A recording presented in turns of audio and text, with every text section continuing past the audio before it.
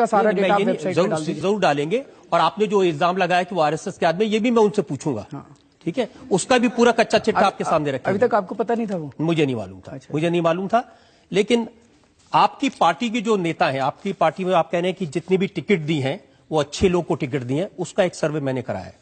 तो जो 70 लोग टिकट दी है उनमें से 8 आदमी ऐसे हैं जो बीजेपी के एस्टेब्लिश नेता थे और 7 ऐसे हैं जो कांग्रेस के नेता थे। बिल्कुल थे।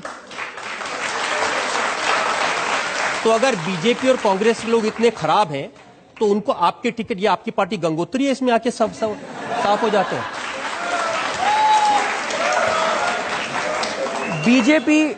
बीजेपी एक माफिया है, उसको माफिया चला रहा है। कांग्रेस भी एक माफिया है, उसको भी माफिया चला रहा है। लेकिन बीजेपी और कांग्रेस के अंदर चंद लोग ऐसे हैं जो अच्छे लोग हैं, जो वहां पे घुटन महसूस कर रहे थे। ऐसे लोगों का स्वागत है। मैंने तो 2 अक्टूबर को जब हमारी पार्टी बनी थी तब भी मैंने ऐलान करा था कि इस देश के सारे अच्छे लोगों को इकट्ठा होने की जरूरत है।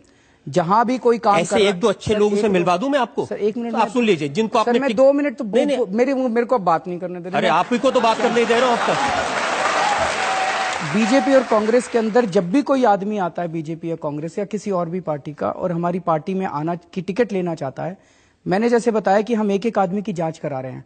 जब कोई दूसरी पार्टी छोड़ के आता है तो उसकी 3 गुना जांच कराते हैं हम लोग। जिनकी आपने 3 गुना जांच कराई उनकी थोड़ी जांच मैंने भी कराई। हाँ, बता दीजिए। उत्तम नगर विधानसभा से आपने टिकट दी है देशराज राघव को। इनको माना जाता है राशन माफिया।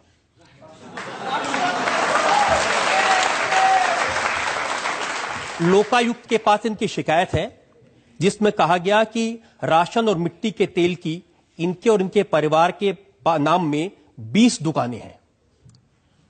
मिलावट का सामान बेचते हैं, पत्नी के नाम पे, बहन के नाम पे, परिवार के नाम पे। और ये सारी डिटेल्स आरटीआई से निकाली हैं।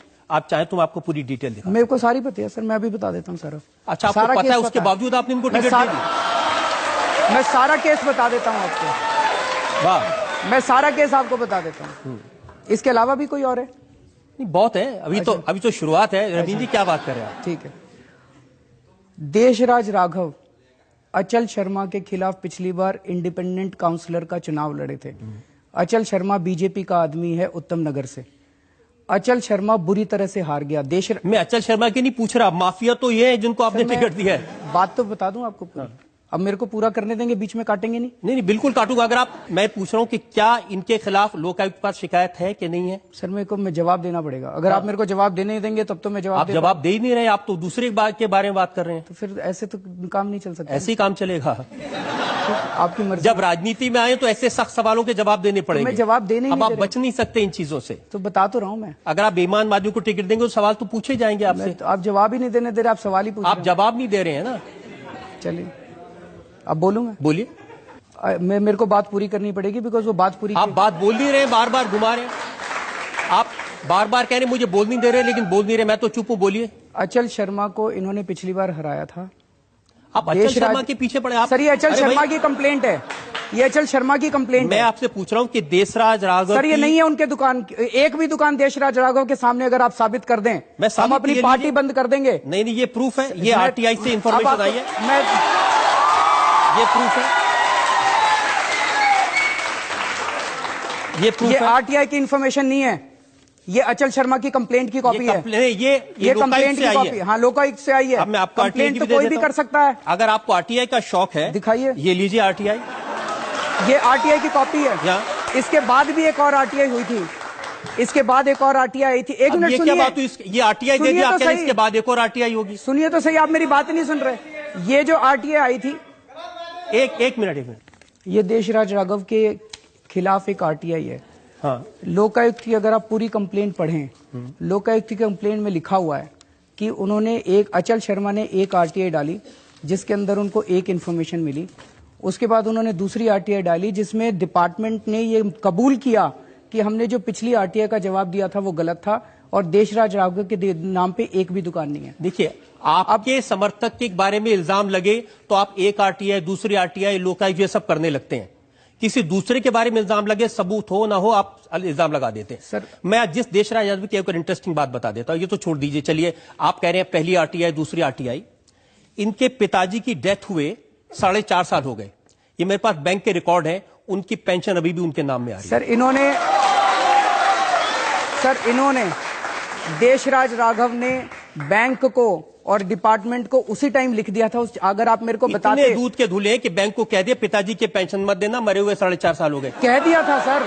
क्या बात कर रहे हैं? मैं आपको चिट्ठी की कॉपी दिखा देता हूं, मैं आपको चिट्ठी की कॉपी दिखा देता हूं। बैंक की कॉपी है, अभी हाल ही में बैंक में जमा हुए पैसे। हाँ तो सर इसमें से उन्होंने 4 साल पहले जब उनके पिताजी की डेथ हुई थी, उन्होंने जो चिट्ठी लिखी थी बैंक को, वो चिट्ठी की कॉपी अगर आप मेरे को पहले बताते, मैं वो सारे सबूत लेके आ जाता आपके पास। आप पहले आदमी जो मुझे कह रहा है आपकी अदालत में आया तो मुझे पहले बता देता क्या कर रहा है। तो सर अगर आप ये डॉक्यूमेंट्स दिखा रहे थे, ये तो वन साइडेड डॉक्यूमेंट्स है ना, ये तो वन साइडेड डॉक्यूमेंट्स आपने भी, मैं आपको काउंटर देने के लिए तैयार हूं। जब लोगों पर इल्जाम लगाए हैं ना, तो वन साइडेड डॉक्यूमेंट पर लगाए हैं। हाँ तो सर आप तो उसके बाद आप जब प्रेस कॉन्फ्रेंस करते हैं जिसके खिलाफ में, उसको पहले बता देते हैं मैं आपके खिलाफ ये बोलने वाला हूं, अब जवाब लेके आ जाओ। ऐसा तो नहीं हो सकता। नहीं तो ठीक है भाई, अब तो जनता तय करेगी। देखिए मैं आपको और एग्जाम्पल बताता हूं। करोल बाग से आपने विशेष रवि को टिकट दिया है, उनके भाई चकित रवि अभी 26 अगस्त को किडनैपिंग के इल्जाम में पकड़े गए जेल में। ऐसे आपके उम्मीदवार हैं। हरीश अवस्थी, विनोद कुमार, बड़ी लंबी लिस्ट है ऐसे उम्मीदवार। अब आप क्या करेंगे? जिन उम्मीदवारों के खिलाफ इल्जाम है, जिन उम्मीदवारों के खिलाफ भ्रष्टाचार के आरोप हैं, जिन उम्मीदवारों के खिलाफ या उनके भाई के खिलाफ क्रिमिनल केस है, उनको उम्मीदवार बनाए रखेंगे या हटा देंगे? सर ये हम सारी जांच कर चुके हैं, ये सारे डॉक्यूमेंट्स आपके पास वन साइडेड डॉक्यूमेंट्स। आप ही जांच करते हैं, आप ही फैसला करते हैं, आप ही उम्मीदवार बनाते हैं। सर हम लोगों ने सारी अपनी इंटरनल जांच कराई है, और अगर सबूत ये सर लोकायुक्त में कंप्लेंट तो कोई भी जाके पॉलिटिकल ओपोनेंट दे सकता है। हमारे जितने भी कैंडिडेट्स हैं उनके खिलाफ कोई भी जाके कंप्लेंट दे देगा और फिर ये दिखाएगा जी देखो लोकायुक्त में कंप्लेंट है, लोकायुक्त में कंप्लेंट है। भाई हम भी तो देखेंगे ना कि कंप्लेंट में कुछ दम है कि नहीं। मनमोहन सिंह की तरह बात कर रहे हैं। मनमोहन सिंह तो बोलते ही नहीं है, मैं तो बहुत बोल रहा हूं। ये लोग कंप्लेंट कर देते हैं, मुझे क्या पता इसमें क्या है। मैं थोड़ी कह रहा हूं मुझे क्या पता, मुझे पता है, मैं सारे जवाब तो दे रहा हूं आपको। आप सुन ही नहीं रहे जवाब। कहां जवाब दे रहे हैं आप? अब मैं सारे जवाब तो आज ये पहली बार ऐसा लग रहा है अरविंद केजरीवाल के पास जवाब नहीं है। आप जो मर्जी कह लीजिए कि हाँ ठीक है मेरे पास जवाब नहीं, आप कह लीजिए। नहीं मेरे कहने से क्या है भाई, आप देखिए आप अपना मन बना बैठे हैं, आज आप अपना मन बना बैठे हैं। अब ये भी आर्गुमेंट नहीं चलेगा अरविंद जी, जनता बैठी है सबके सामने, मैं कागज दिखा रहा हूं, सवाल पूछ रहा हूं, आप कह रहे मन बना बैठे हैं। अगर मन बना बैठा हो तो आपको बुलाता क्यों, आपसे सवाल क्यों पूछता? सर जो आपके पास डॉक्यूमेंट्स हैं ये